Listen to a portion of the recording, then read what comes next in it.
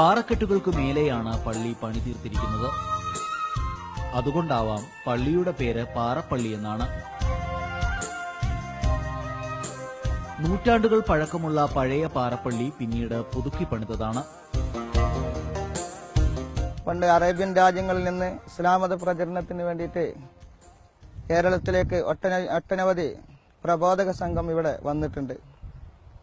അതിൽപ്പെട്ട ഏതാനും ആളുകൾ ഇവിടെ വരികയും ഇവിടെ അവർ ഇസ്ലാം മത പ്രചരണത്തിന് വേണ്ടിയിട്ട് പള്ളി നിർമ്മിക്കാൻ സ്ഥലം ആവശ്യപ്പെടുകയും ഇവിടുത്തെ ഉദാരമതികളായ ആളുകൾ, അന്ന് ജീവിച്ചിരുന്ന ആളുകൾ ഈ സ്ഥലം അനുവദിച്ചു കൊടുക്കുകയും അവർ ഇവിടെ പള്ളി നിർമ്മിക്കുകയും ചെയ്ത് ഈ പള്ളിയുടെ മുറ്റത്ത് തന്നെ ആദിമ മനുഷ്യൻ ആദം നബി അലൈഹിസ്സലാമിന്റെ പാദം പതിഞ്ഞ ഒരു പാറയുണ്ട്.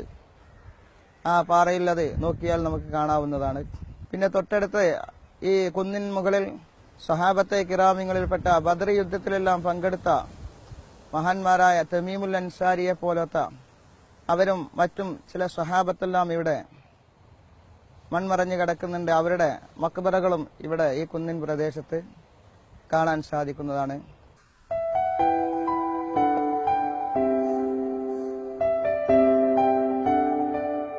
പള്ളിയിൽ നിന്ന് കടലിലേക്കൊഴുകുന്ന തെളിനീരുറവ, വെള്ളാരങ്കല്ലുകൾ നിറഞ്ഞ വിശാലമായ കടലോരം, പതഞ്ഞുവന്ന് പാറകളിൽ തട്ടി തകരുന്ന തിരകൾ. സായാഹ്ന സമയത്തെ കടൽ കാഴ്ച ഏറെ ഹൃദ്യമാണ്.